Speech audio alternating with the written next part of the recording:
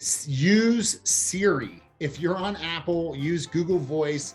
I kind of was a big fan of GTD, getting things done, and the ability to Siri in reminders or Siri in notes to your phone, like that keeps me on the Apple ecosystem even more, because the whole process of GTD, right, is if you have a task or something, you just get it recorded as quickly as possible, and then you can come back and analyze it later if it's something you actually want to do.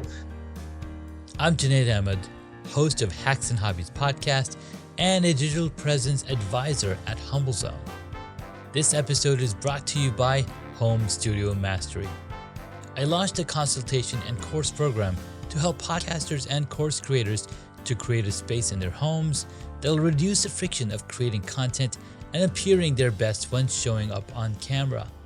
The pandemic gave us a lot of issues, but this one is here to stay. We're now so much closer to our audience thanks to video becoming more popular and affordable. I help guide folks who want to create Hollywood-worthy studios to not only capture great content, but also build more confidence, more authority, and be more comfortable in front of the camera. If I can do it, you can too. And with my help, you can do it faster. So if you'd like to learn more, visit homestudiomastery.com and how you too can create a home studio that brings out your personality, professionalism, and possibilities. Thank you for tuning in to Hacks and Hobbies with your host, Junaid. We're visited by our amazing guests coming from all walks of life who want to learn their story, their struggles, and their journey on how they got to where they are today. So stick around. Welcome to another exciting episode, and today we have a special guest joining us. But before we jump into the conversation, I want to take a moment to thank all of our listeners for their continued support. Your enthusiasm and engagement make this podcast possible. Now, let's dive right in and meet our guest for today, Tommy. He has a fascinating journey that spans from restaurants to stand-up comedy and eventually to entrepreneurship. Stay tuned as we explore his unique career path, valuable insights, and the lessons he has learned along the way. Get ready to be inspired and entertained. Let's get started. Tommy, thank you so much for taking the time and coming onto the podcast. Oh, thank you so much for having me. I really appreciate it. Super excited. Sweet, man. So Tommy, this is the first time that we've met. We probably met through some amazing applications known as Podmatch or Matchmaker. Can't remember. There's so many different avenues for me to connect, and I'm super excited that you've picked this podcast to be a guest on.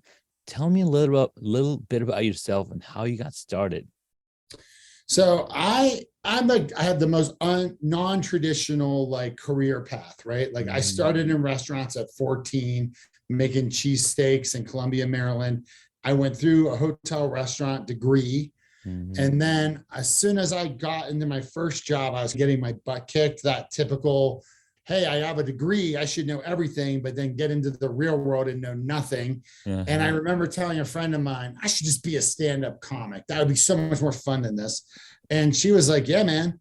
She's like, you're 23. You would hate to be in your 40s with a wife, a kid, a house in the suburbs, a mortgage, and regret that when you were 23, you didn't try stand-up. And so literally about maybe 3 weeks after that conversation, I did my first stand-up comedy open mic. Was like instantly addicted to stand-up comedy. It was like, this is the greatest thing ever. And then for the next 10 years did stand-up. And then because I did have a college degree and I worked in hospitality, I always had a good job, like in daytime, or I was traveling around or whatever. And then around 2005, I was pretty tired. It was 95 to 05. I was pretty broke and tired and just needed a little bit of a change. So I went back and got an MBA. And then I met my wife. I got my house in the suburbs. I got kids, all that stuff. And so my friend was very prophetic. And I went and got a job graduated with an MBA, got a job. And then in that position, I was working at Quiznet. It was corporate. I actually invented or got like the idea for my company today, Ops Analytica, because I ended up coding out a auditing checklist platform for Quiznos. So I left Quiznos, did a quick stint as an entrepreneur, like 5 years doing in the semantic partner channel, doing custom development and security around security and IT management. And then left that in 2015 to start my current company, Ops Analytica, which is operations management software. So that's how I got here. Restaurants and then stand-up comedy. Like most of your guests, I would just say. Yeah, man, that is a really cool path, because you took an advice of somebody that's, yes, please go and do what you really feel like you want to do. Because sometimes, nah, man, why do you think you're going to do that? Most of the times you get people like that tell you, no, don't do what you're thinking that you want to do. So you're Most really people, but most people are like, they couldn't take that risk. So they go, you shouldn't take it either. Exactly. They don't want to feel bad that you did something that they couldn't do, or their fear, they go, they only can see the negative of everything. And so they're like, oh my God, if you do this, people might boo you. But like my whole life, I've been very blessed. I was like a bum in high school, right? And then I went to military college for my first 2 years. I wanted to be in the Army, and military school was like the greatest thing that ever happened to me, because plebe system gave me the confidence that I could just do anything, right? Like that, just getting through that, I was just like, okay, I can just go. I felt no limitation on taking risk. And I think one of my natural talents is that I can see the steps to accomplish something. Like some people go, like, how do you eat an elephant? One bite at a time. Some people just go, I can never eat an elephant, and they never start. And we'll just start at the tail. We'll just eat that and keep moving. So I think I was just very blessed that I had like just the combination of experiences. But my friend was like, you should do this. And I was like, you're right, I should. Like, and I just went down, checked out an open mic. They said, come back in 2 weeks. I wrote 7 minutes of very dirty, horrible material. And then I went up and did it, and I was like, okay, I'm here, I love that, man. That's so powerful, because sometimes we get these opportunities and we take advantage of the opportunities, and then we see the journey for what it really is. It's not the destination, right? It's not, oh, I'm a comic now. No, it's the journey that you take to get to become a comic, and then the journey that you're taking to get better as a comic. And you did it for 10 years, which is kudos to you. That's pretty amazing to have that in your back pocket. You can probably get up on stage even now and start talking and telling jokes and be a speaker, where a ton of people have to take a ton of training just doing that one kind of thing. Stand-up comedy has saved my butt so many times in the professional world because of that ability to give presentations. When I first left Quiznos, we were doing workflow, semantic workflow. And I was just learning it. I had never done any development other than that one little thing I had built over at Quiznos. And it was a consulting company, and they said, we have a training gig. We need you to go train this group of like IT professionals on how to use workflow. And I didn't even know how to use workflow. I was there for a month. And I literally would call my business partners or my co-employees, and I'd be like, dude, what do I have to cover for the next 90 minutes? And they'd be like, do this and this. And I'd be like, okay, I'm going to call you in 2 hours. And so then I would literally get up and teach 90 minutes worth of stuff. And then we go, take a break, get some coffee or something real quick. Everybody looks tired. And I'd run outside and call them and be like, what's the next 90 minutes? And I literally faked it for an entire week. You know, it was ridiculous. That's amazing. That's the art of being on improv, right? You're literally doing improv on the go in the professional world. Now, what's cool is that after doing your stint as a stand-up comic for 10 years, you're like, all right, let me go and do an MBA. What inspired you to say, hey, I want to take on a different type of challenge?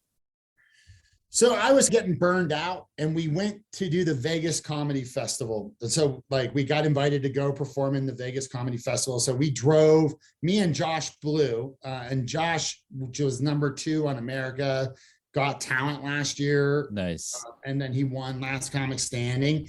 And my day job at the comedy club, I helped manage him, but I was also a stand-up. So him and I drove, like we slept in the Ramada parking lot. That's how broke we were. We slept in the hotel parking lot, not in the hotel. We drove to Vegas like 14 hours from Denver. And this is right when Josh was about to take off. And we were at the Vegas Comedy Festival. I like literally paid for my hotel room on the craps tables. And I had never played craps before. I just got on someone's lucky roll. Yeah. And Josh ended up winning that thing, making 10 G's. And I ended up like performing with a fire alarm going on in the background. And I just thought to myself, like, this is just not working for me. And so I literally on the drive across Utah called my alma mater, University of Denver. And I'm like, I go, how do I get an MBA?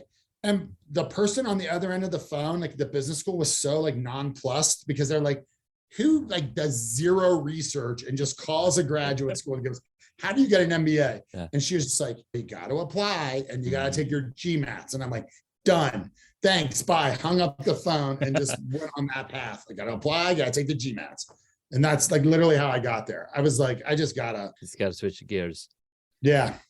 I love what you said. Going to military school really gave you that confidence and you can see 5 steps ahead. And having that clear of vision, a lot of people don't have the luxury of that.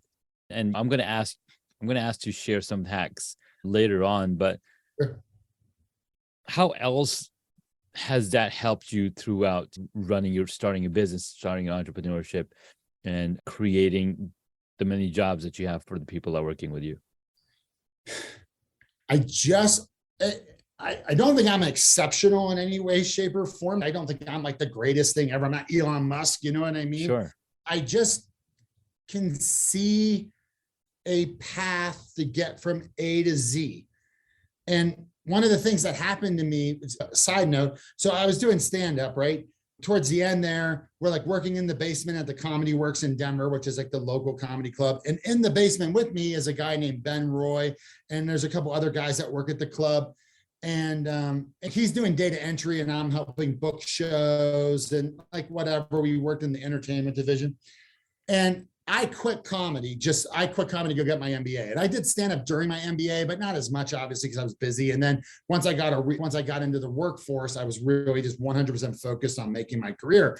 I quit comedy, and Ben and 2 other guys, Adam Caton Holland and Andrew Overdahl, 3 guys, they changed how comedy started working in Denver. And they ended up getting a television show called Those Who Can't that was on True TV. And they built this whole thing called the Grawlix. And they like, this is how everybody else did it, but we're not going to do it that way. We're going to do our own way. And then they got on TV. And those guys succeeding when at the time I was a more senior comedian than them, but me quitting, that was such like an indelible, burned in my soul lesson. That was one lesson that I learned that I was like, if I hadn't quit, maybe I could have been a part of that. Maybe I could have done something like that. You know what I mean? Who knows what would have happened had I not quit, but I did quit and I moved into a whole different path in my life. So I think that's one part of this whole thing, why we've done these 2 companies. One is I just feel like you just eat an elephant one bite at a time. So as long as you're making progress and you're just checking things off your list, if you will, number one. And then number 2, especially with this company, because we're like going into our 8th year now, but there were years, like the first 3 years where like any sane person would have quit, but I just couldn't quit. I'm like, I can't do it. I know that if like I quit, it'll never be successful like my stand-up. So like that stand-up lesson, I've transported it to other aspects of my life. So that's powerful. Yeah, but let's just keep moving forward. And even in the days when we had no revenue and we were losing, we couldn't sell and we were just really struggling to figure it out, I could still look at the numbers, right, and see that we were incrementally getting better. You know what I mean? We weren't getting hugely better. We definitely aren't a unicorn in any shape or form, right? But we're like steadily growing and our customers aren't leaving. And I just thought to myself, that's a sign, right? No, I love that. That's beautiful. It also showed me your motivation, your inspiration, because it's your past mistakes are always a great lesson for you to apply. Okay, if I stick with this, can go somewhere because I see the success, I see their pathway. How can I translate that into my own company? And so that's powerful. I love that. Thank you so much. Yeah. Dude, this has been, I can't believe it's been 20 minutes already. This has been really fun. No, I love comedy as well. And I wanted to be a stand-up comic a while back. And now tell dad jokes to my kids. But I have a huge passion for telling jokes, and mostly dad jokes or corny jokes. What's funny is that my wife would tell me, hey, you got a ton of corny jokes. And now those corny jokes are actually dad jokes. I didn't have the name for it. Yeah. What's cool is that because you've gone down that path, and because I've read the book by Kevin Hart, he tells his story, how he became a stand-up comedian, how he was so committed in doing all the work that his mom was putting him through because she didn't want him to end up like his older brother.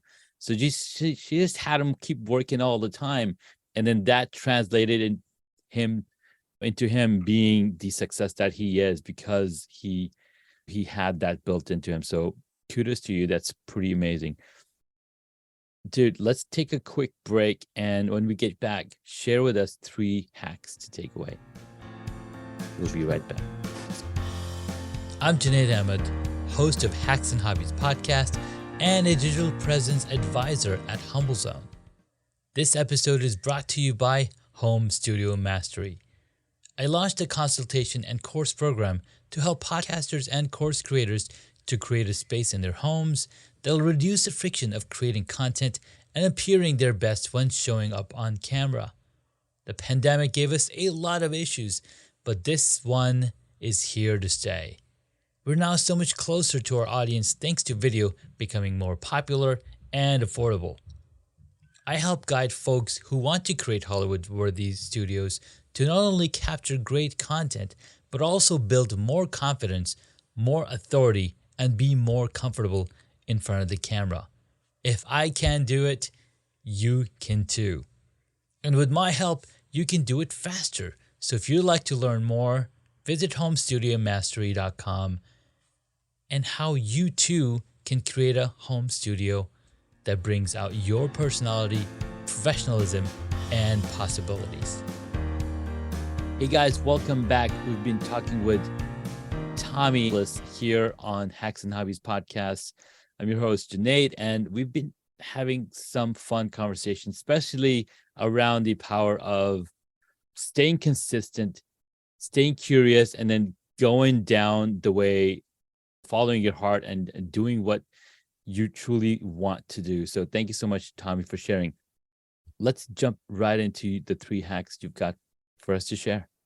Sure. Number 1, use Siri. If you're on Apple, use Google Voice.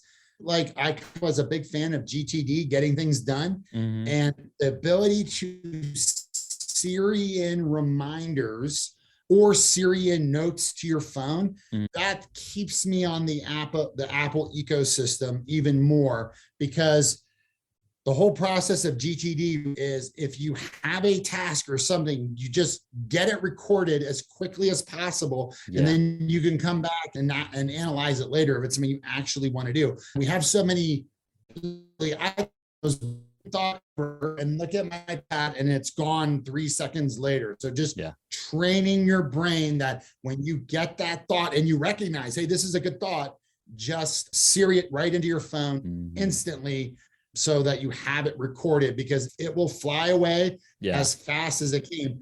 And that also was a big thing with joke writing. And I go through all my files from back in the day. I have so many jokes written on little like cocktail napkins where I had a thought, or somebody said something and I just scribble it down, and I would just have stacks of these napkins everywhere because I was always in bars, right?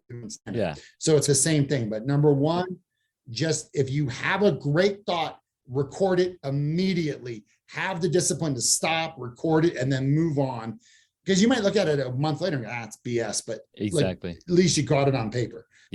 Number 2, Blinkist or summaries. I made a commitment this year. I'm going to listen to 1 Blinkist every single week, because what I have found with most business books is that 1/3 of the book is genius, and then 2/3 of the book are just them hammering home the first 1/3. So I have found these summaries are absolutely like a 20-minute commitment to get the gist of something. And then if you decide, man, then go out and get the full book, because a lot of these summaries are really well done and you can get like the whole book in 20 minutes versus spending a week reading the books cover to cover. But obviously you can always go do that if you want. And then the third thing is this: everything takes longer than your brain thinks it's going to take, period. Don't let your brain trick you. Like, your brain wants to trick you. So just like, if you've done it before, double your brain's estimate. If you've never done it before, triple your brain's estimate. And if you've never done it before and it involves technology, 5 times your brain's estimate, right? Yeah. Because especially as an entrepreneur, you're like, I'm going to release this product and we'll just start selling. And then we'll probably get like 150 grand in the first year. Nah, it's going to take you 6 months to a year to figure out how to sell this stupid thing. So that just know in your own life that this is all going to take longer than you think, and just mentally multiply it out. Because then you'll have a much more realistic sense of when you can get it done and how much effort it's going to take. Man, those are some powerful hacks for sure. I'm telling Siri all the time to record or a task or whatnot, but I think recording notes is even better, because I'm like, okay, wait, do I need to launch this? And no, this is awesome. And then Blinkist, I'm going to sign up for Blinkist. I love listening to and reading books all the time. I have at least 3 books that I listen to on a weekly basis on Audible, but I think this is much faster because I can get the gist of what they're really, and I like what you said. 1/3 of the book is the concept or the really genius, and everything else is, well, supporting that genius. Yeah, rehashing it. All right, let's jump right into the rapid fire questions. Let's go. What is the one hobby that you wish you got into? I'm getting into it now. It's sailing. So I went down in November and I got my bareboat cruising certification, so I can now charter a boat in the Caribbean. Oh my God, that is so cool. I love that. I'm excited. Yeah, man. Make sure you send photos. You got my email. And I will, absolutely. Awesome. Next up, what did you want to be when you were a child? I think I really wanted to be like a pilot, a soldier or a pilot in the military. And I tried to join the military, and I'm red, green, colorblind, so I could never fly. And I was like, that's how I ended up in military school, though. So, gotcha. Nice. Very cool. Next up, what is your favorite movie or TV show? Of all time, that's it. It was impossible. That's a big one. I know, it's impossible. I think just in love with Harry Potter. I wish I could be a wizard. Like, my kids would be like, if you had a genie, what would you wish for? I'd be like, I want Albus Dumbledore's magical powers. Yeah. Because then I can make everything I want with my own wand. Exactly. Keep going. Don't need no genie from that one. Awesome. Yeah. All right. Next question. What movie would you choose if you got to play a character in it? I would love to have been in any of the Star Wars. Any of the Star Wars. Nice. Yeah. Very cool. There's a really cool Instagram person, and they're using Midjourney to create these really cool looking inanimate objects out of Star Wars characters. So there's a couch made out of the helmet from like the Stormtrooper helmet, or it's like couch made out of Darth Vader's helmet, or there's a handbag like made out of leather, but it's in the shape of the helmet. It's like really cool.